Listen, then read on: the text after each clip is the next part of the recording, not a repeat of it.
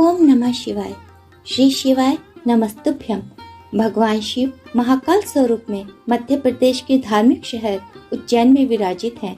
इसलिए उज्जैन को भगवान श्री महाकाल की नगरी भी कहा जाता है। यकीन मानिए, सावन में पाप नाशनी पुण्य फलदायिनी अवंतिका नगरी में स्थित महाकाल महाराज आपके जीवन में सुख समृद्धि शांति प्रगति उन्नति के सारे रास्ते खोल सकते हैं। जरूरत बस भक्ति भाव के साथ श्री महाकाल की कथा को सुनकर उनकी कृपा को महसूस करने की है। श्रावण के पूरे मास में राजाधिराज महाकाल महाराज पूरे लाभ लश्कर के साथ अपनी प्रजा का हालचाल जानने भक्तों पर कृपा बरसाने निकल रहे हैं। प्रभु कृपा की अमृत वर्षा सावन में आपको अधिक आनंदित करेगी।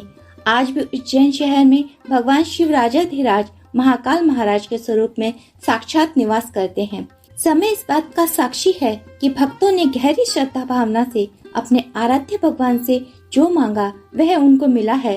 दाता अवंतीनाथ से की गई प्रार्थना कभी निष्फल नहीं हुई है। वो दयालु तो बस देने के लिए ही बैठा है। जरूरत केवल हमें प्रभु की कृपा के लिए पात्र बनने की है।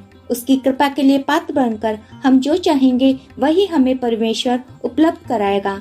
माध्यम चाहे कोई बने, लेकिन प्रभु कृपा से आपकी प्रार्थना अवश्य पूर्ण होगी, यह निश्चित है। तो फिर चलिए प्रिय मित्रों, सावन मास के इस पवित्र माह में महाकाल ज्योतिर्लिंग से जुड़ी कथा का श्रवण करते हैं। भारत के 12 ज्योतिर्लिंगों में से एक है महाकाल ज्योतिर्लिंग। ज्योतिर्लिंगों में महाकालेश्वर ज्योतिर्लिंग का स्थान तीसरा है। महाकालेश्वर ज्योतिर्लिंग मध्य प्रदेश के मालवा क्षेत्र में क्षिप्रा नदी के तट पर पवित्र उज्जैन नगर में स्थित है। उज्जैन का पुराणों और प्राचीन अन्य ग्रंथों में उज्जैनी तथा अवंतिकापुरी के नाम से उल्लेख किया गया है। अवंतिकापुरी की गणना 7 मोक्षदायिनी पुरियों में की गई है। इसके संबंध में हमारे पुराणों में उल्लेख है कि अयोध्या, मथुरा, माया, काशी, कांची, अवंतिकापुरी, द्वारावती, चैव सप्तेता, मोक्षदायिका। महाकालेश्वर ज्योतिर्लिंग भारत का एकमात्र ऐसा ज्योतिर्लिंग है जो दक्षिण मुखी है। शास्त्रों में कहा गया है कि दक्षिण दिशा के स्वामी भगवान यमराज है। जो भी व्यक्ति इस मंदिर में आकर भगवान शिव की सच्चे मन से प्रार्थना करता है, उसे मृत्यु उपरांत यमराज द्वारा दी जाने वाली यातनाओं से मुक्ति मिलती है। 12 ज्योतिर्लिंगों में से महाकाल ही एकमात्र सर्वोत्तम ज्योतिर्लिंग है। महाकालेश्वर ज्योतिर्लिंग के बारे में कहा गया है कि आकाश में तारक शिवलिंग, पाताल में हाटकेश्वर शिवलिंग तथा पृथ्वीलोक पर महाकालेश्वर शिवलिंग ही मान्य शिवलिंग है। इसलिए महाकालेश्वर को पृथ्वी का अधिपति भी माना जाता है, अर्थात वे ही संपूर्ण पृथ्वी के एकमात्र राजा हैं और संपूर्ण पृथ्वी के राजा भगवान महाकाल यही से पृथ्वी का भरण पोषण करते हैं। सर्वप्रथम महाकालेश्वर ज्योतिर्लिंग की उत्पत्ति से संबंधित जो पौराणिक कथा है वह मैं आपको सुनाती हूँ। अत्यंत सुंदर और परम पुण्यदायिनी और कल्याणकारी नगरी अवंती यानी कि उज्जैन भगवान शिव को अत्यंत प्रिय है। उसी पवित्र नगर में शुभ कर्म परायण तथा सदा वेदों के स्वाध्याय में लगे रहने वाले एक उत्तम ब्राह्मण रहा करते थे।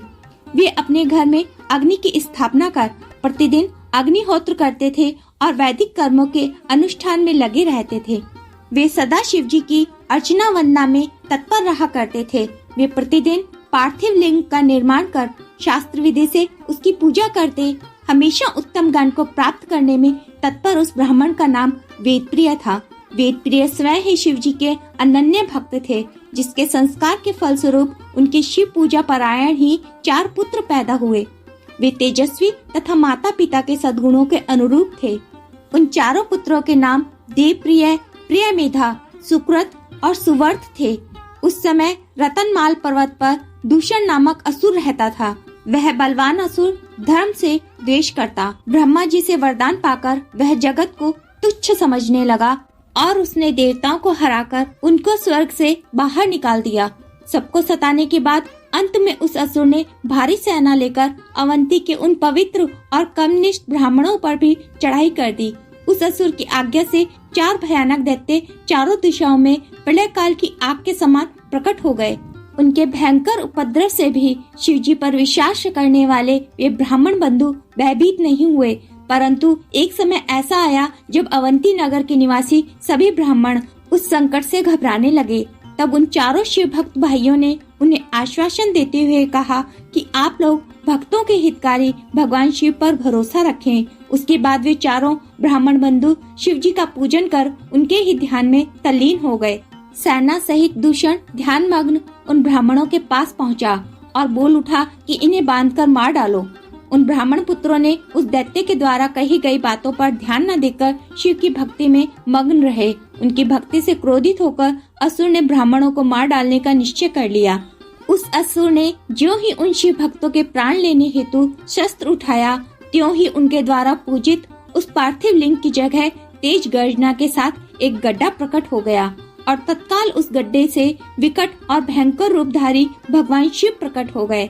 दुष्टों का विनाश करने वाले तथा सज्जन पुरुषों के कल्याणकर्ता वे भगवान शिव ही महाकाल के रूप में इस पृथ्वी पर विख्यात हुए। उन्होंने दैत्यों से कहा, अरे दुष्टों, तुझ जैसे हत्यारे के लिए ही मैं महाकाल प्रकट हुआ हूँ। जल्दी इन ब्राह्मणों के समीप से दूर भाग जाओ। इस प्रकार धमकाते हुए महाकाल भगवान शिव ने अपने हुंकार मात्र से ही उन दैत्यों को भस्म कर डाला। दूषण की कुछ सेना को भी उन्होंने मार गिराया और कुछ स्वयं ही भाग खड़ी हुई। इस प्रकार परमात्मा शिव ने दूषण नामक दैत्य का वध कर दिया। जिस प्रकार सूर्य के निकलते ही अंधकार छट जाता है, उसी प्रकार भगवान आशुतोष शिव को देखते ही सभी दैत्य सैनिक पलायन कर गए। उन शिव भक्त ब्राह्मणों पर अति प्रसन्न भगवान शंकर ने उन्हें आश्वस्त करते हुए कहा, मैं महाकाल महेश्वर तुम लोगों पर प्रसन्न हूँ, तुम लोग वर मांगो। महाकालेश्वर की वाणी सुनकर भक्ति भाव से पूर्ण उन ब्राह्मणों ने हाथ जोड़कर विनम्रता पूर्वक कहा, दुष्टों को दंड देने वाले महाकाल शंभु, आप हम सबको इस संसार सागर से मुक्त कर दें। हे भगवान शिव, आप आम जनता के कल्याण तथा उनकी रक्षा के लिए यही हमेशा के लिए विराजमान हो जाएं। भगवान शंकर ने उन ब्राह्मणों को सद्गति प्रदान की और अपने भक्तों की सुरक्षा के लिए उस गड्ढे में स्थित हो गए। उस गड्ढे के चारों ओर की लगभग 3-3 किलोमीटर भूमि लिंग रूपी भगवान शिव की स्थली बन गई। ऐसे भगवान शिव इस पृथ्वी पर महाकालेश्वर के नाम से प्रसिद्ध हुए। अब सुनिए महाकालेश्वर ज्योतिर्लिंग की महामात्य कथा। उज्जैनी नगरी में महान शिव भक्त तथा जितेंद्रिय चंद्रसेन नामक एक राजा थे। उन्होंने शास्त्रों का गंभीर अध्ययन कर उनके रहस्यों का ज्ञान प्राप्त किया था। उनके सदाचरण से ही प्रभावित होकर शिव जी के गणों में अग्रणी मणिभद्र जी राजा चंद्रसेन के मित्र बन गए। मणिभद्र जी एक बार राजा पर अतिशय प्रसन्न होकर राजा चंद्रसेन को चिंतामणि नामक एक महामणि प्रदान की। वह महामणि कौस्तुभ मणि और सूर्य के समान दैदीप्यमान थी। उस महामणि को देखने, सुनने तथा ध्यान करने पर भी मनुष्यों को मंगल प्रदान होता था। राजा चंद्रसेन के गले में अमूल्य चिंतामणि मणि शोभा पा रही थी। यह जानकर सभी राजाओं में उस मणि के प्रति लोभ जागृत हो गया। चिंतामणि को प्राप्त करने के लोभ से सभी राजाओं ने मिलकर चतुरांगणी सेना तैयार की और उज्जैनी पर आक्रमण कर दिया। सैनिकों सहित उन राजाओं ने चारों ओर से उज्जैनी के चारों द्वारों को घेर लिया। अपनी पुरी को चारों ओर से सैनिकों द्वारा घिरी देखकर राजा चंद्रसेन महाकालेश्वर भगवान शिव की शरण में जा पहुँचे। वे निश्चल मन से दृढ़ निश्चय के साथ उपवास व्रत करते हुए भगवान महाकाल की आराधना में जुट गए। उन दिनों उज्जैनी में एक विधवा ग्वालिन रहती थी, जिसके पास एक इकलौता पुत्र था। वह इस नगरी में बहुत वर्षों से रहा करती थी। वह अपने उस 5 वर्ष के बालक को लेकर महाकालेश्वर का दर्शन करने हेतु गई। उसने देखा कि राजा चंद्रसेन वहाँ बड़ी श्रद्धा भक्ति से महाकाल की पूजा कर रहे हैं। राजा की शिव पूजन का महोत्सव उसे बहुत ही आश्चर्य में लगा। उसने पूजन को निहारते हुए भक्ति भाव पूर्ण महाकाल को प्रणाम किया और अपने निवास स्थान पर लौट गई। उस ग्वालिन माता के साथ उसके बालक ने भी महाकाल की पूजा का कौतूहल पूर्वक अवलोकन किया। इसलिए घर वापस आकर उसने भी शिव जी का पूजन करने का विचार कर लिया। वह एक सुंदर सा पत्थर ढूंढ लाया और अपने निवास से कुछ ही दूरी पर किसी अन्य के निवास के पास एकांत में रख दिया। उसने अपने मन में निश्चय करके उस पत्थर को ही शिवलिंग मान लिया। वह शुद्ध मन से भक्ति भाव पूर्ण मानसिक रूप से गंध, धूप, दीप, नैवेद्य और अलंकार आदि जुटाकर उनसे उन शिवलिंग की पूजा करने लगा। सुंदर सुंदर पत्तों तथा फूलों से बार बार पूजन के बाद उस बालक ने बार बार भगवान के चरणों में मस्तक लगाया। बालक का चित्त भगवान के चरणों में आसक्त था और वह विहल होकर बार बार उनको दंडवत किए जा रहा था। उसी समय ग्वालिन ने भोजन के लिए अपने पुत्र को प्रेम से बुलाया।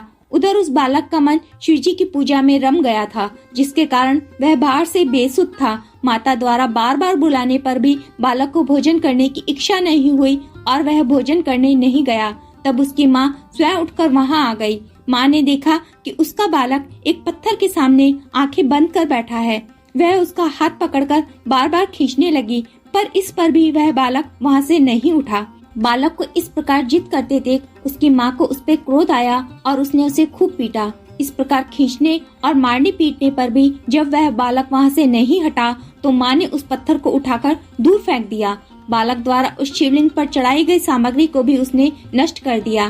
क्रोध में आग बबूला हुई वह ग्वालिन अपने बेटे को डांट फटकार कर पुनः अपने घर वापस चली गई। जब उस बालक ने देखा कि भगवान शिवजी की पूजा को उसकी माता ने नष्ट कर दिया, तब वह बिलक बिलक कर रोने लगा। भगवान शिव को पुकारता हुआ वह सहसा बेहोश होकर पृथ्वी पर गिर पड़ा। कुछ देर बाद जब उसे चेतना आई तो जो दृश्य उसने देखा उससे वह आश्चर्य में पड़ गया। भगवान शिव की कृपा से उस स्थान पर महाकाल का दिव्य मंदिर खड़ा हो गया था। मणियों के चमकीले खम्भे उस मंदिर की शोभा बढ़ा रहे थे। वहाँ के भूतल पर स्टिफिक मणि जड़ दी गई थी। दमकते हुए स्वर्ण शिखर उस शिवालय को सुशोभित कर रहे थे।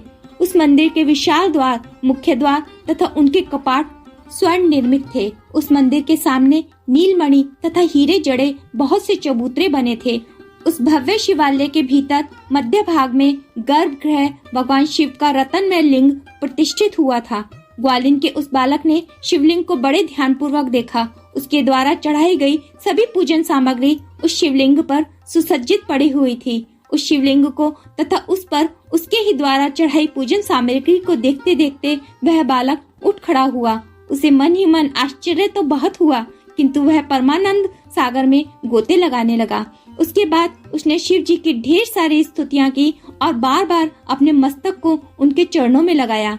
उसके बाद जब शाम हो गई तो सूर्यास्त होने पर वह बालक शिवालय से निकलकर बाहर आया और अपने निवास स्थल को देखने लगा। उसका निवास देवताओं के राजा इंद्र के समान शोभा पा रहा था। वहाँ पर सब कुछ स्वर्ण का हो गया था, जिससे वहाँ की विचित्र शोभा हो गई थी। परम उज्जवल वैभव से सर्वत्र प्रकाश हो रहा था। वह बालक सब प्रकार की शोभाओं से संपन्न उस घर के भीतर प्रविष्ट हुआ। उसने देखा कि उसकी माता एक मनोहर पलंग पर सो रही है। उसके अंगों में बहुमूल्य रत्नों के अलंकार शोभा पा रहे हैं। आश्चर्य और प्रेम में विहल उस बालक ने अपनी माता को बड़े प्यार से उठाया। उसकी माता भी भगवान शिव की कृपा प्राप्त कर चुकी थी। जब उस ग्वालिन ने उठकर देखा तो उसे सब कुछ अपूर्ण विलक्षण सा देखने को मिला। उसके आनंद का ठिकाना न रहा। उसने भाव विभोर होकर अपने पुत्र को छाती से लगा लिया। अपने बेटे के मुख से शिव की कृपा का संपूर्ण वर्णन सुनकर उस ग्वालिन ने राजा चंद्रसेन को सूचित किया। निरंतर भगवान शिव के भजन पूजन में लगे रहने वाले राजा चंद्रसेन अपना नित्य नियम पूरा कर रात्रि के समय वहां पहुंचे। उन्होंने भगवान शंकर को संतुष्ट करने वाले ग्वालिन के पुत्र का वह प्रभाव देखा। उज्जैनी को चारों ओर से घेरकर युद्ध करने के लिए खड़े उन राजाओं ने भी गुप्तचरों के मुख से प्रातःकाल उस अद्भुत वृत्तांत को सुना। इस विलक्षण घटना को सुनकर सभी नरेश आश्चर्यचकित हो उठे। उन राजाओं ने आपस में मिलकर पुनः विचार विमर्श किया। परस्पर बातचीत में उन्होंने कहा कि राजा चंद्रसेन महान शिव भक्त हैं, इसलिए इन पर विजय प्राप्त करना अत्यंत कठिन कार्य है।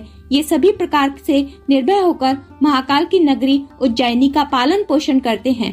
जब इस नगरी का एक छोटा सा बालक भी ऐसा शिव भक्त है तो राजा चंद्रसेन का महान शिव भक्त होना स्वाभाविक ही है।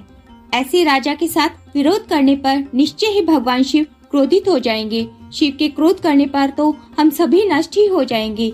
इसलिए हमें इस नरेश से दुश्मनी न करके मेल मिलाप कर लेना चाहिए, जिससे भगवान महेश्वर की कृपा हमें भी प्राप्त हो जाएगी।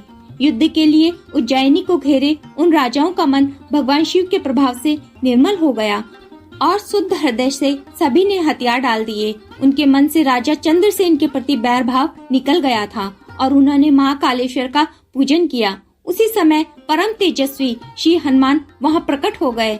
उन्होंने गोप बालक को अपने हृदय से लगाया और राजाओं की ओर देखते हुए कहा, हे राजाओं, तुम सब लोग तथा अन्य देहधारी गण भी ध्यान पूर्वक हमारी बातें सुने।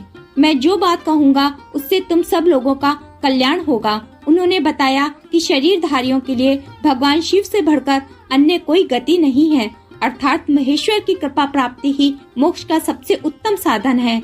यह परम सौभाग्य का विषय है कि इस गोप कुमार ने शिवलिंग का दर्शन किया और उससे प्रेरणा लेकर स्वयं शिव जी की पूजा में प्रवृत्त हुआ। यह बालक किसी भी प्रकार का लौकिक अथवा वैदिक मंत्र नहीं जानता है, किंतु इसने बिना मंत्र का प्रयोग किए ही अपनी भक्ति निष्ठा के द्वारा भगवान शिव की आराधना की और उन्हें प्राप्त कर लिया।